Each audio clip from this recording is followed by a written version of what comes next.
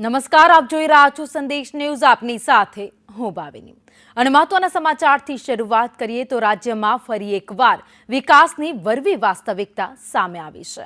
છોટાઉદેપુરમાં ફરી એકવાર વિકાસ જોડીમાં દેખાયો છે. રસ્તાના અભાવે પ્રસૂતાને ડિલિવરી માટે જોડીમાં લઈ જવી પડી હતી. ગુંડવારિયા ગામે મહિલાને પ્રસૂતાની પીડા ઉપડી હતી અને હોસ્પિટલે ત્યાં ન પહોંચી શકતા, એમ્બ્યુલન્સ ન પહોંચી શકતા તેને હોસ્પિટલ જોડીમાં નાખીને લઈ જવાનો વારો આવ્યો હતો. મહિલાને જોડીમાં ઉચકીને કોટબીમાં આવેલી 108 સુધી લઈ જવામાં આવી હતી. કાચા રસ્તા અને કોતર ખૂંદીને 108 સુધી લોકો પહોંચ્યા હતા. ચોમાસામાં લોકોની હાલત ખૂબ જ ખરાબ થઈ જાય છે અને તેના દ્રશ્યો છે એ તમે ટીવી સ્ક્રીન પર જોઈ શકો છો કે એક મહિલા જેને પ્રસૂતાની પીડા ઉપડી છે તેને હોસ્પિટલ લઈ જવી છે, પરંતુ રસ્તાના અભાવે હોસ્પિટલ નથી પહોંચી શકાતું. એક ગામેથી બીજે ગામ સુધી તેને જોડીમાં નાખીને લઈ જવી પડે છે. છોટાઉદેપુર જિલ્લાના કવાંટ તાલુકાના કુંડમારિયા ગામે પ્રસૂતાને પીડા ઉપડતા આદિવાસી પરિવાર પ્રસૂતાને આ 108 સુધી લઈ જવા માટે આ જોડીઓનો ઉપયોગ કરી રહ્યો છે. તાજેતરમાં રાજેન્દ્ર રાઠવા સાહેબે એમ કહ્યું કે ડુંગર વિસ્તારમાં રહેતા લોકોમાં જોડીમાં લઈ જવાનો એક ટ્રેન્ડ જામ્યો છે. સાહેબ, આદિવાસી પરિવાર ઉપર જે દુઃખ વેદના જે પહોંચી રહી છે સરકાર સુધી પહોંચાડવા માટે અમે લોકો આ વિડીયો બનાવીએ છીએ. છોટાઉદેપુર જિલ્લામાં 2 સાંસદ બદલાઈ ગયા, 2 ધારાસભ્ય બદલાઈ ગયા, પણ આદિવાસી ક્ષેત્રમાં આજ સુધી આ રોડ રસ્તાનું ઠેકાણું નથી. આજે તમે જોઈ લો, પાછળનું દ્રશ્ય પણ બતાવી દો અને આ બાજુ પણ દ્રશ્ય બતાવી દો. એટલે હવામાં તીર મારવાનું બંધ કરી દેજો સાહેબ. તમે ધારાસભ્ય છો, માટે હવામાં તીર મારવાનું બંધ કરો. તમને જનતાએ ચૂંટાડ્યા છે જનતાનું કામ કરવા માટે, તમને એસીઓમાં બેસાડવા માટે તમને જનતાએ ચૂંટીને નથી મોકલ્યા. વધુ અપડેટ સાથે સંવાદદાતા અમિત પટેલ અમારી સાથે જોડાઈ ગયા છે. અમિત, આજે પણ છોટાઉદેપુરનો જે અંતરિયાળ વિસ્તાર છે વિકાસ ઝંખી રહ્યો છે. રસ્તાના અભાવે લોકો પારાવાર મુશ્કેલી વેઠી રહ્યા છે. જી ચોક્કસ જણાવી દઉં કે છોટાઉદેપુર જિલ્લામાં વિકાસ ક્યાંય અત્યારે તો જોવા જ નથી મળી રહ્યો. કેટલાક જગ્યાએ તો પુલ બંધ કરી દેવામાં આવે છે, પુલ તૂટી ગયેલા છે. ત્યારે અંતરિયાળ વિસ્તારના જે રસ્તાઓ છે આઝાદીના 77 વર્ષ થઈ જવા છતાં પણ હજુ સુધી રસ્તાથી વંચિત રહ્યા પામ્યા છે, જેના કારણે અંતરિયાળ વિસ્તારના જે ગરીબ આદિવાસી લોકો છે તેમને ભારે મુશ્કેલીનો સામનો કરવાનો વારો આવ્યો છે. કેટલીક પ્રસૂતા મહિલાઓને વારંવાર જોડીમાં ઉચકી અને 3 થી 4 કિલોમીટર દૂર સુધી 108 સુધી પહોંચાડવાની ફરજ પડી રહી છે. આ વિડીયો વારંવાર સામે આવે છે. તંત્ર જાગતું નથી. હાઈકોર્ટે સુઓ મોટો લીધો હોવા છતાં પણ તંત્રના કાર્ય વાત પહોંચતી નથી. ત્યારે આજે વધુ એક ભૂંડવારિયા ગામની પ્રસૂતા મહિલાને જોડીમાં ઉચકી 4 કિલોમીટર સુધી લઈ જવાનો વિડીયો સામે આવ્યો છે. ત્યારે ગ્રામજનો પણ આક્રોશમાં છે. આટલી વાર જોડીમાં જે લઈ જવામાં આવે છે તેને લઈને તંત્ર બેધ્યાન જોવા મળી રહ્યું છે. બેહરે કાને વાત પહોંચતી નથી, તેને કારણે ગ્રામજનો રોષમાં જોવા મળી રહ્યા છે. ત્યારે જે વિકાસની મોટી વાતો કરતી સરકાર છે, સરકારના વિકાસના દાવા અહીંયા પોકળ સાબિત થતા જોવા મળી રહ્યા છે. ત્યારે જે છોટાઉદેપુરના જે ધારાસભ્ય છે તેમણે 4-5 દિવસ પહેલા જ એક નિવેદન આપ્યું હતું કે જોડીમાં લઈ જવાતા વિડીયો બનાવવાનો એક હોડ જામી છે, પરંતુ અસલ વાસ્તવિકતા જે બતાવે છે તેને લઈને ધારાસભ્યોના પેટમાં તેલ રેડાય છે અને તેના કારણે આવા નિવેદનો બફાટ કરતા જોવા મળી રહ્યા છે. ત્યારે એક વરવી વાસ્તવિકતા સામે આવે છે. ત્યારે ધારાસભ્યોએ ખરેખર આ જગ્યાએ જઈ મુલાકાત લઈ અને તેને રસ્તાનો નિકાલ લાવવાની જરૂર છે, નહીં કે લોકોને વખોડવાની. મહત્વની વાત એ છે કે છોટાઉદેપુર જિલ્લામાં દર અઠવાડિયે 10 દિવસે લગભગ આ જ રીતના વિડીયો સામે આવી રહ્યા છે, પરંતુ તંત્ર આ બાબતે કોઈ પગલાં ભરવા તૈયાર નથી. જી અમિત, સાથે તો વાત કરીએ તો સરકાર એક તરફ વાત કરી રહી છે કે અમે અંતરિયાળ ગામડાઓ સુધી, છેવાડાના ગામ સુધી વિકાસ પહોંચાડ્યો છે, લોકોની જરૂરિયાતો પૂરી કરી રહ્યા છે, પરંતુ વાસ્તવિકતા દેખાઈ રહી છે કે ગામડાઓ આજે પણ વિકાસથી વંચિત છે. લોકોને પૂરતી સુવિધાઓ નથી મળી રહી અને મુશ્કેલી પારાવાર લોકો વેઠી રહ્યા છે અને અધિકારીઓ માત્ર એસી ઓફિસોમાં બેઠા છે. જી ચોક્કસ.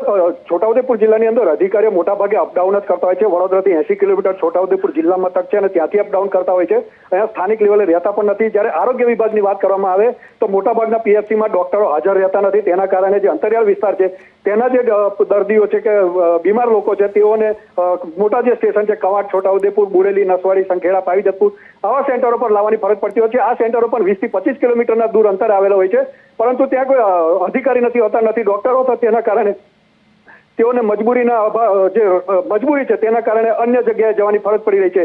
ત્યારે મહત્વની વાત એ છે કે અધિકારીઓ અને જે ડોક્ટરો છે તે જે પોતાની સંસ્થા છે સંસ્થા ઉપર હાજર રહે તે જરૂરી બની છે.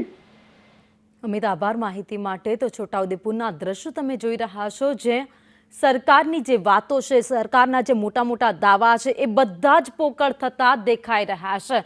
જ્યાં સંદેશ ન્યૂઝની સ્ક્રીન અત્યારે જોઈ રહ્યું છે, સરકાર અને અધિકારીઓ પણ જ્યારે જોવે ત્યારે આ શરમજનક દ્રશ્યો કહેવાય કે એક તરફ તમે દાવા કરો છો કે બધા જ કામ અંતરિયાળ ગામ સુધી થઈ ગયા છે, કોઈ લોકોને તકલીફ ન પડે એવી બધી જ વ્યવસ્થા અમારા તરફથી કરવામાં આવી છે, તો આ તો તમે કેવી વ્યવસ્થા કરી છે કે પ્રસૂતાને જ્યારે દુખાવો પડે છે ત્યારે એને જોડીમાં નાખીને લઈ જવી પડે છે, કારણ કે રસ્તા નથી, લોકોને કાદવ કીચડ કોતરોમાં થઈને જવું પડે છે. અને આ કોઈ હમણાંની સમસ્યા નથી, વર્ષોથી ચાલતી આવતી સમસ્યા છે.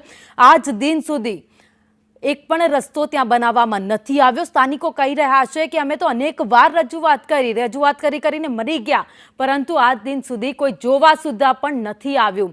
અને બીજી બાજુ જ્યારે જોવા આવે છે તો માત્ર વાયદા અને દાવા કરીને જાય છે કે અહીંયા અમે તાત્કાલિક કામ કરાવી દઈશું, રસ્તા બનાવી દઈશું. અને જ્યારે ચૂંટણીઓ આવે છે ત્યારે તાત્કાલિક પહોંચી જાય છે નેતાઓ, મોટા મોટા દાવા કરીને આવી જાય છે કે ચૂંટણી પતશે ને કામ શરૂ થઈ જશે. ચૂંટણી પતી જાય, બીજી ચૂંટણી આવી જાય ને એમાં બીજો નેતા ઊભો થઈ જાય, ત્યાં સુધી આ કામ નથી થતા.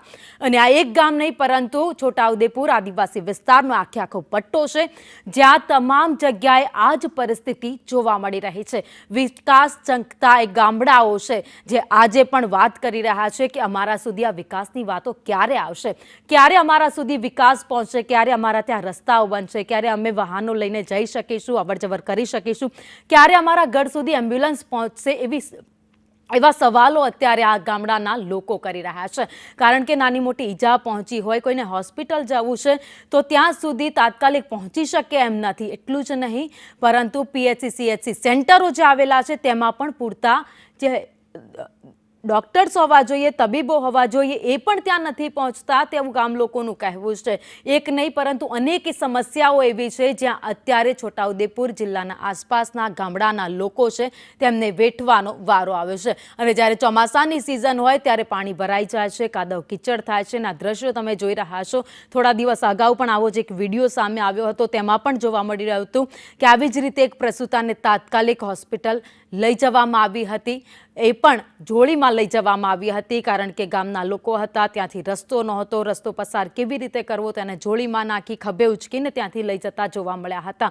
જો આ દરમિયાન પ્રસૂતાને વધારે પીડા ઉપડે છે અથવા તો કોઈ અન્ય બીમારીથી પીડાતું કોઈ દર્દી છે અને એને કંઈ થઈ જાય છે તો જવાબદાર કોણ, એવા પણ સવાલ થઈ રહ્યા છે. કારણ કે એક નહીં અનેક વાર કેટલાય લોકોના મોતના પણ સમાચાર અહીંયાથી સામે આવી ચૂક્યા છે કે હોસ્પિટલ સમયસર નથી પહોંચી શક્યા, એના કારણે રસ્તામાં જે તે વ્યક્તિનું મોત થઈ જાય છે. અને આ છે અંતરિયાળ વિસ્તારની વાસ્તવિકતા. સરકાર જોવે, કારણ કે જે વાતો છે એ વાતો કરવાથી કામ નથી ચાલવાના.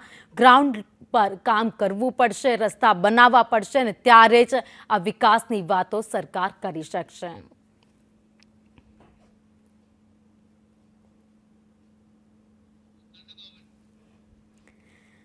તો છોટાઉદેપુરનું બુંડમારિયા ગામ હતું, જ્યાં એક પ્રસૂતાને પીડા ઉપડી હતી, તેને તાત્કાલિક હોસ્પિટલ લઈ જવી હતી, પરંતુ 108 ત્યાં સુધી ન પહોંચી શકી અને બુંડમારિયા ગામથી એક નજીકનું એક ગામ હતું ત્યાં સુધી જોડીમાં નાખીને પરિવાર લઈ જતો આ દ્રશ્યોમાં જોવા મળી રહ્યું છે.